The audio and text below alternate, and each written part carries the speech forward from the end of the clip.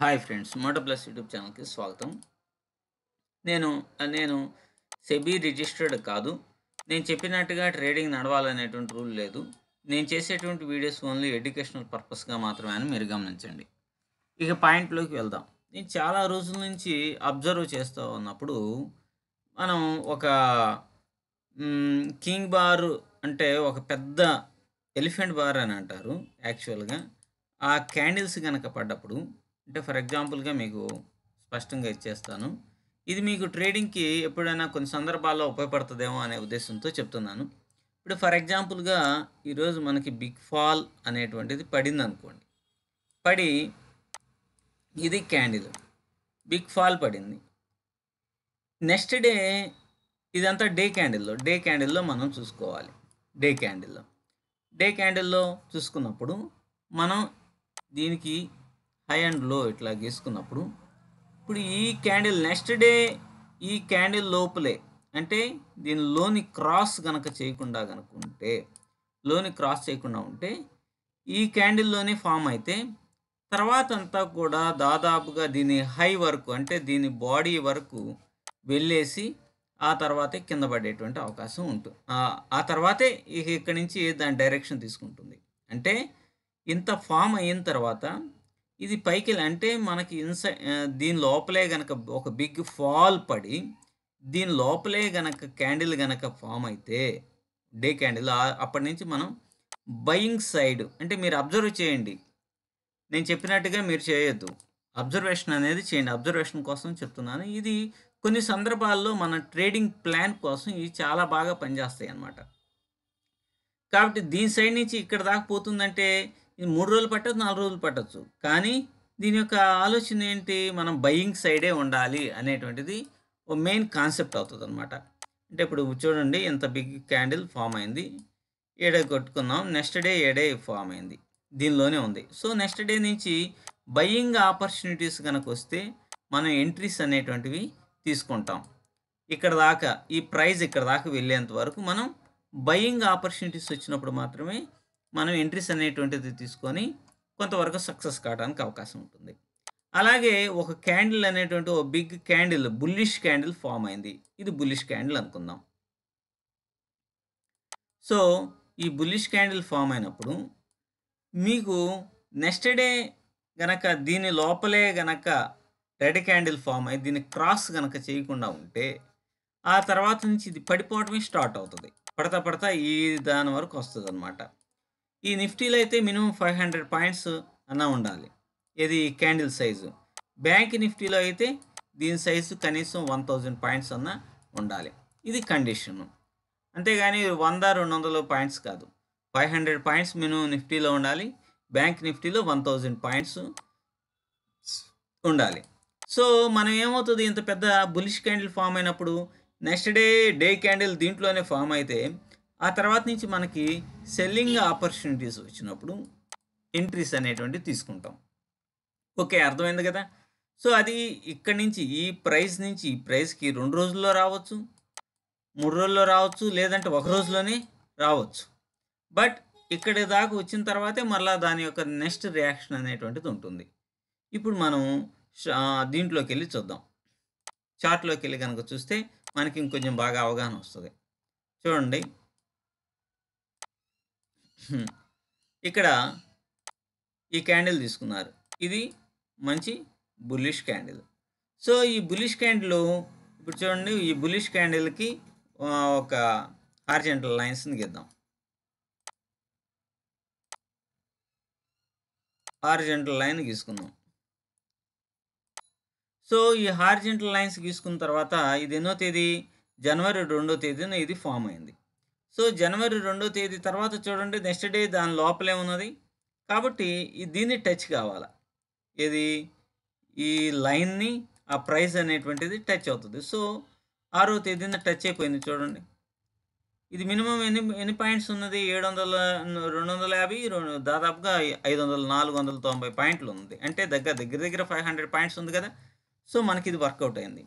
మరి మనం ఫర్ ఎగ్జాంపుల్గా 6వ తేదీన మనం ప్లాన్ అనేటువంటిది, ట్రేడింగ్ ప్లాన్ అనేటువంటిది ఎలా ఉండాలి అనేటువంటిది ఒకసారి మనం చూద్దాం. దీనికి మీరేం లేదు,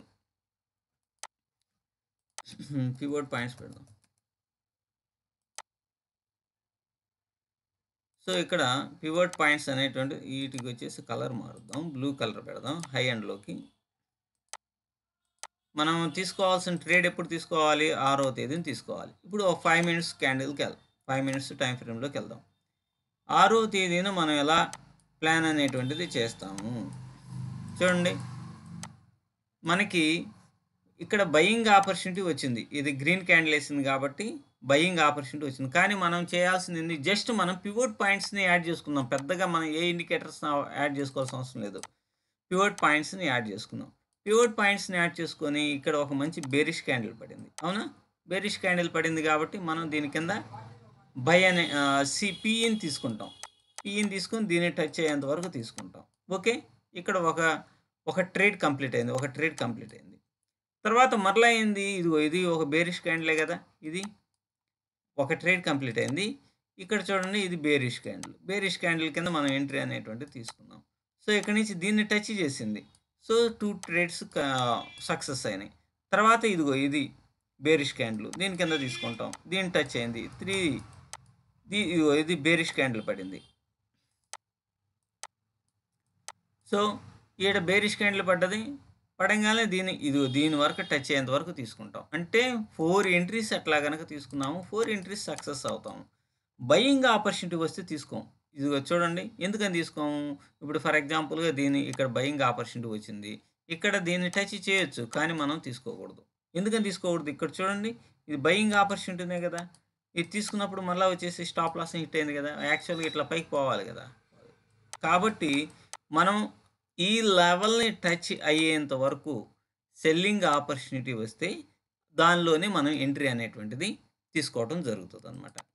అంటే స్ట్రాటజీ పర్టికులర్గా ఒకే దాన్ని పట్టుకొని మనం ఎప్పుడు కూడా ట్రేడ్ అనేటువంటిది చేయకూడదు. ఎప్పటికప్పుడు మనం చార్ట్ మీద మన ఆలోచన విధానం అనేటువంటిది మారుతూ ఉండాలన్నమాట. అంతేగాని ఒకే స్ట్రాటజీని పట్టుకొని మనం ఏలాడినా కూడా మనం పెద్దగా సక్సెస్ అనేటువంటిది కాలేము. అయితే ఇట్లాంటి ఆపర్చునిటీస్ అనేది ప్రతిరోజు ఏం రాదు, రేర్గానే వస్తూ ఉంటాయి. ఎప్పుడో వచ్చినప్పుడు దాన్ని మనం పుణికిపుచ్చుకోవాలి, క్యాచ్ చేయగలగాలి. ఇక్కడ చూడండి, ఇక్కడ ఉంది bullish candle. So next day మనకి బ్రేక్ అయిందా, దీన్ని క్రాస్ అయిందా? క్రాస్ కాలేదు కదా, ఈ లైన్ని దాటలేదు కదా. కాబట్టి మనం ఏం చేస్తాము? తర్వాత 17వ తేదీన మనం ట్రేడింగ్ ప్లాన్ గీసుకోవాలి. 17వ తేదీ 5 మినిట్స్లోకి వచ్చాము. మీరు 17వ తేదీకి వెళ్ళిపోండి. డిసెంబర్ 17వ తేదీ, డిసెంబర్ 17కి వెళ్ళిపోయాం. డిసెంబర్ 17వ తేదీ, దీనికి నేనేం చేస్తాను? పివట్ని యాడ్ చేస్తా. ఇక్కడ చూడండి, బేరిష్ క్యాండిల్ పడిందా, కాబట్టి ఇది ఇంతవరకు ఎంట్రీ అనేది తీసుకుంటామా? తర్వాత ఇంత పెద్ద బేరిష్ క్యాండిల్ పడ్డప్పుడు దీని కింద తీసుకోం.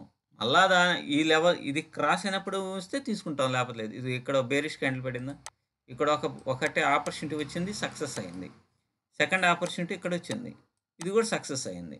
సో ఈ విధంగా మనం ప్లానింగ్స్ అనేటువంటిది మనం ఆ లైన్ని దాటేంత వరకు ప్లాన్ అనేటువంటిది ఇట్లా గీసుకోవాలి.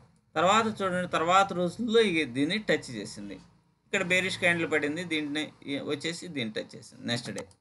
సో ఈ విధంగా మనం ట్రేడింగ్ అనేటువంటిది ఎలా పడితే అలా కాదు, ఒక సిస్టమేటిక్గా క్యాండిల్స్ ఎట్లా పడ్డాయి, దీని యొక్క ఫండమెంటల్ ఎలా ఉంటుంది ఏంటి అనేటువంటి దాన్ని బేస్ చేసుకొని మనం ట్రేడింగ్ అనేటువంటిది ప్లాన్ చేసుకోవాలన్నమాట.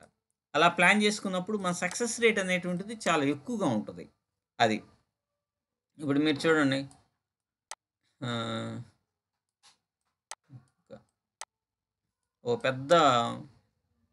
ఇప్పుడు ఇది చూడండి, ఇది పెద్ద బేరిష్ క్యాండిలే కదా, బేరిష్ క్యాండిల్. నెక్స్ట్ డే ఇదేంది, నెక్స్ట్ డే ఇది ఇక్కడ మనకి బయింగ్ ఆపర్చునిటీ వస్తేనే మనం తీసుకుంటాం. ఇక్కడ రెడ్ పడ్డా దీన్ని టచ్ అయ్యేంత వరకు మనం బయింగ్ ఆపర్చునిటీ వస్తేనే దీంట్లో తీసుకుంటాం. దాన్ని టచ్ అయిందా నెక్స్ట్ అట్లా.